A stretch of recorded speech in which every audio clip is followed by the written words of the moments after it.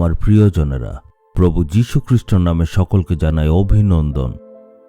এটা এমন একটা জায়গা যেখানে সমুদ্র আর নদী একসাথে মিলিত হয়, আর এইখান থেকে আপনাদের কাছে আমি প্রচার করছি। এই জলটাকে সুরক্ষিত রাখার জন্য সরকার এত বড় বড় পাথর এখানে এনে রেখেছে। তারা জলটাকে সুরক্ষিত রাখার চেষ্টা করছে যাতে জেলেরা এই জলটাকে ব্যবহার করতে পারে। ঈশ্বরও আমাদের জীবনে একই কাজ করেন। আমরা দেখব প্রথম যোহন 5:18 পদ। ঈশ্বর থেকে যে জাত সে নিজেকে সুরক্ষিত রাখে এবং সে পাপাত্মা তার ক্ষতি করতে পারে না।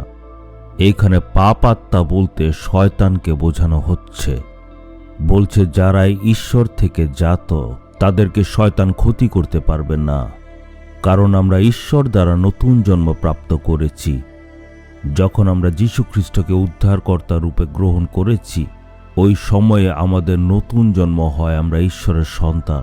এর অর্থ হচ্ছে সে ঈশ্বর থেকে জাত।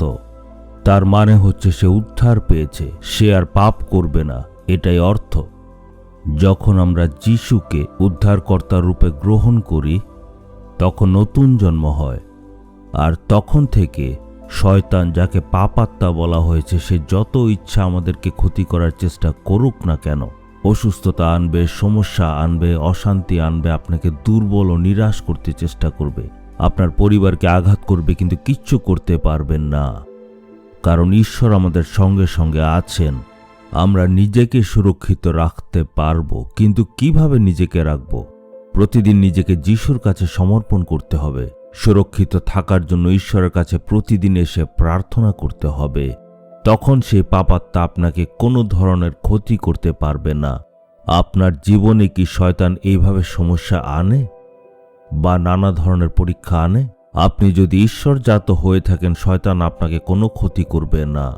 আপনি সাহসের সহিত বলুন, আমি যীশু খ্রিস্টর থেকে জাত। প্রভু যীশু খ্রিস্ট আমায় সুরক্ষিত রেখেছেন, শয়তান আমাকে ক্ষতি করতে পারবে না। বিশ্বাসের সহিত বলবেন, আপনি নতুন জন্মের অনুভব আমাদের দিয়েছেন, ধন্যবাদ।